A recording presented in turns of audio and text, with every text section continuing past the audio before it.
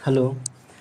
So question number 2 में ये given है कि दो पॉइंट चार्ज, ठीक, दो point charge Q1 and Q2 separated by distance dm, ठीक है ना। दो पॉइंट चार्ज के बीच का जो डिस्टेंस है वो dm है, लेकिन वो पॉइंट चार्ज एयर में नहीं है, कोई एक दूसरा मीडियम है, पता नहीं कौन सा मीडियम है।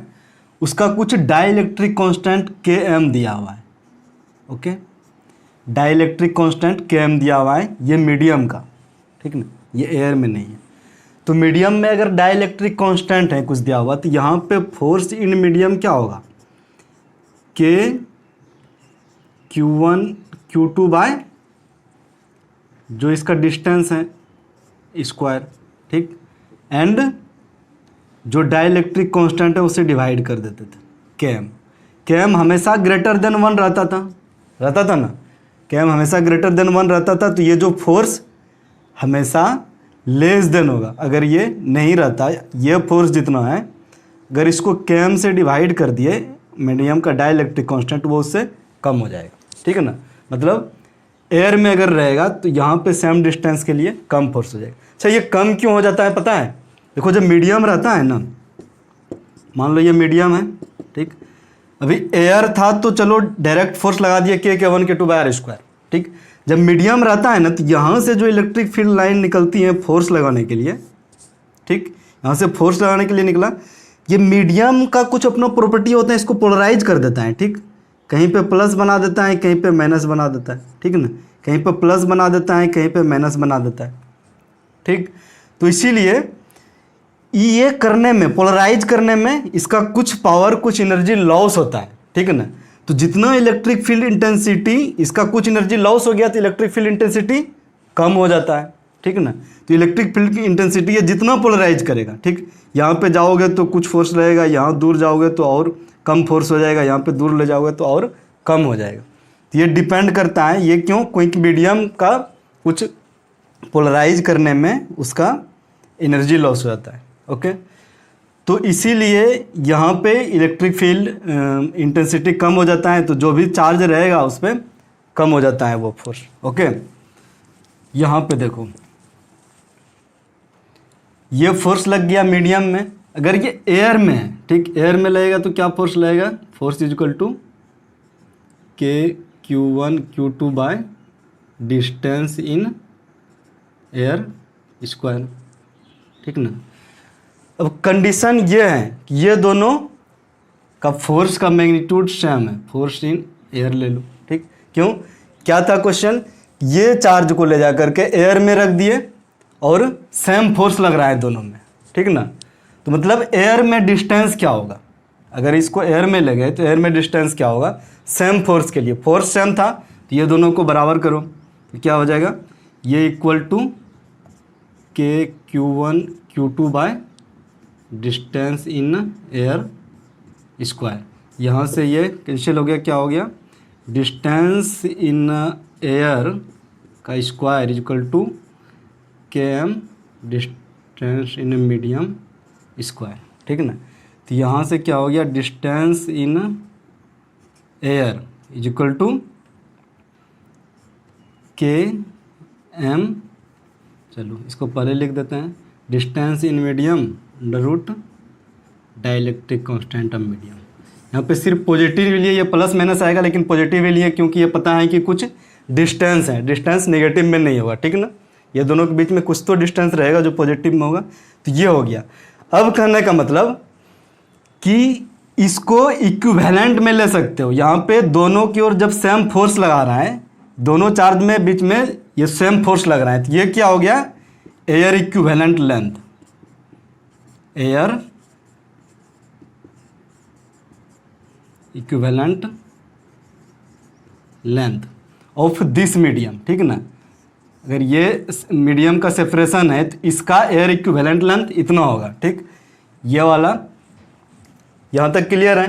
तो ये हो गया एयर इक्विवेलेंट लेंथ।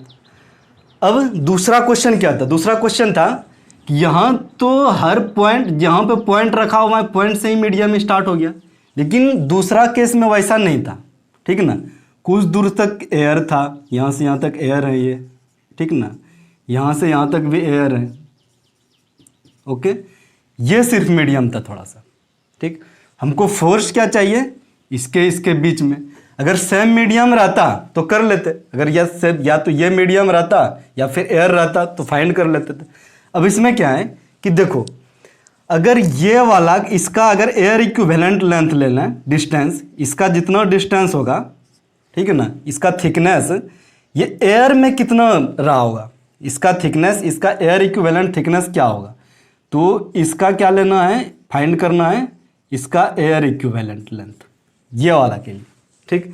इसका थिकनेस क्या है देख लो, इसका थिकनेस, हाँ अब देखो, तो ये टोटल डिस्टेंस इसके बीच में क्या हो जाएगा, डिस्टेंस इन एयर, ठीक।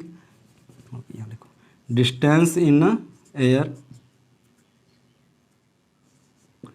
ये हो जाएगा, ये वाला डिस्टेंस मान लो अभी ये कितना है, ये वाला डिस्टेंस ए है, ये वाला डिस्टेंस बी मान लो, क्या होगा, एयर में ए प्लस बी प्लस इसका एयर इक्विवेलेंट लेंथ, ये एयर का चाहिए तो एयर इक्विवेलेंट लेंथ, इसका लेंथ क्या था, thickness into under root dielectric constant.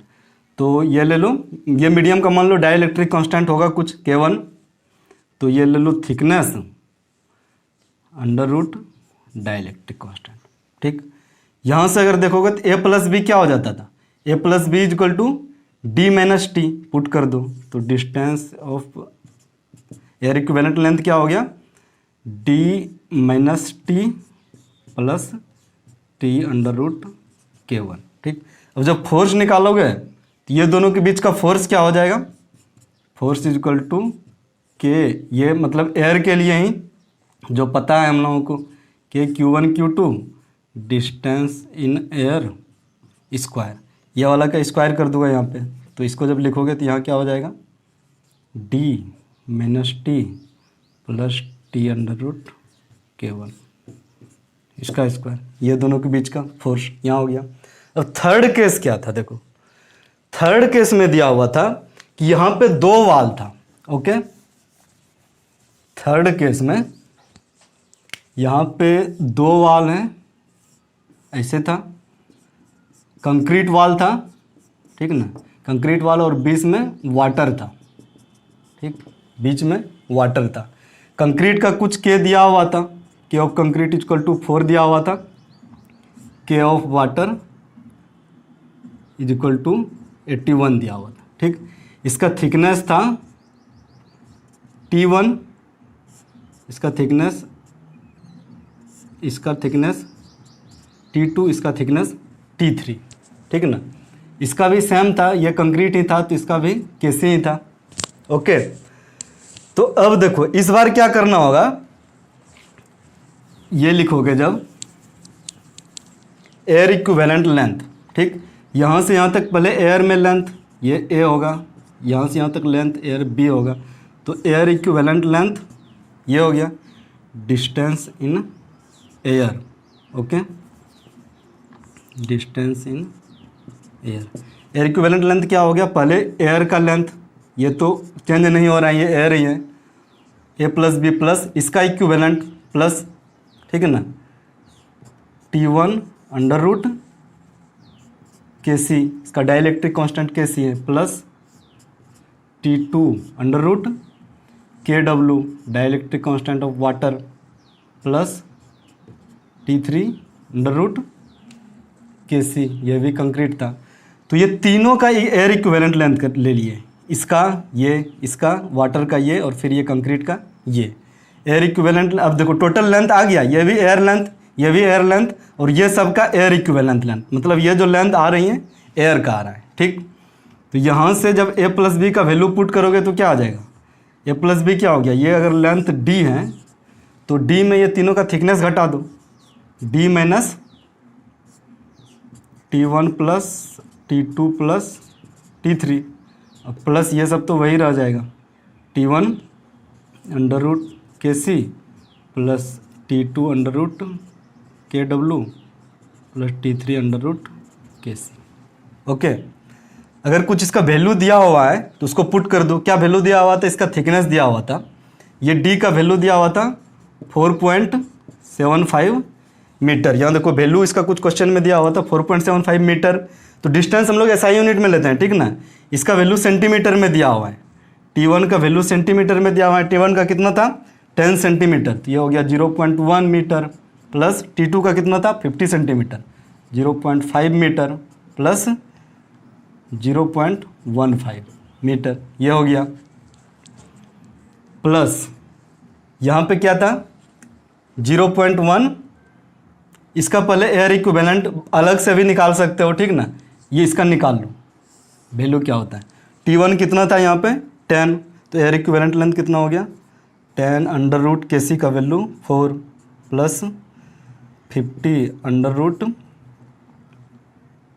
81 plus 15 under root 4, ये क्या हो गया 20 प्लस 450 प्लस 30, ठीक ना। ये इसका वैल्यू हो गया। ये क्या है 10 सेंटीमीटर में, ये भी सेंटीमीटर में, ये तो सेंटीमीटर में आया। टोटल कितना सेंटीमीटर आ गया 500 सेंटीमीटर। 500 सेंटीमीटर मतलब 5 मीटर। ओके, तो यहाँ से 5 मीटर इसमें ऐड कर दो, ठीक। ये जब ऐड करोगे इसका एडिशन कितना आ गया 0.75, ओके ना। तो ये हो गया 4.75 minus 0.75 plus 5 is equal to 9 metre. Air equivalent निकल गया 9 मीटर।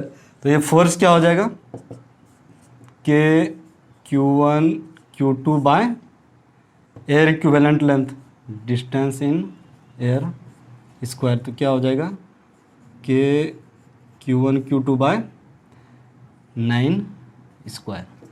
ये हो गया कि ये दोनों के बीच का फोर्स क्या होगा। अब देखो इसको कितना आराम से यूज किया, इसको बस डिस्टेंस एयर के डिस्टेंस से रिप्लेस कर दिया। देखो इसमें नोट करने वाला और क्या चीज़ है, कंक्रीट का पोलराइज ये डाइलेक्ट्रिक कांस्टेंट 4 है, वाटर का डाइलेक्ट्रिक कांस्टेंट 81 है। क्यों पता है, याद करो। अब डाइपोल पढ़ने के टाइम में वाटर एक पोलर मोलिक्यूल था, ठीक ना। तो वाटर में पोलराइजेशन ज़्यादा होता है, ठीक ना, इसमें पोलराइजेशन कम होता है। तो इसमें पोलराइजेशन ज़्यादा होगा, इसमें कम होगा, तो एनर्जी किस में ज़्यादा लॉस होगा, जिसमें पोलराइजेशन ज़्यादा होगा। इसीलिए इसमें ज़्यादा लॉस होता है, ठीक है ना। इसमें ज़्यादा इलेक्ट्रिक फील्ड इंटेंसिटी का पावर जो है ज़्यादा लॉस होगा इसको पोलराइज करने में। तो लॉस ज़्यादा होगा तो कमेगा ज़्यादा। तो ये क्या K से डिवाइड होता था नीचे डिनोमिनेटर में, पता है ना, K से जब डिवाइड होता था यहाँ पे इसमें पोलराइजेशन अधिक होने के कारण इसका डाइलेक्ट्रिक कांस्टेंट अधिक है, ठीक है ना। जिसका डाइलेक्ट्रिक कांस्टेंट अधिक है इसका मतलब उसमें इसको पोलराइज करने में अधिक एनर्जी वेस्ट हो रहा है। ओके, ठीक ना। तो ये हो गया अपना सेकंड क्वेश्चन, ठीक। चलो थर्ड क्वेश्चन पे आते हैं।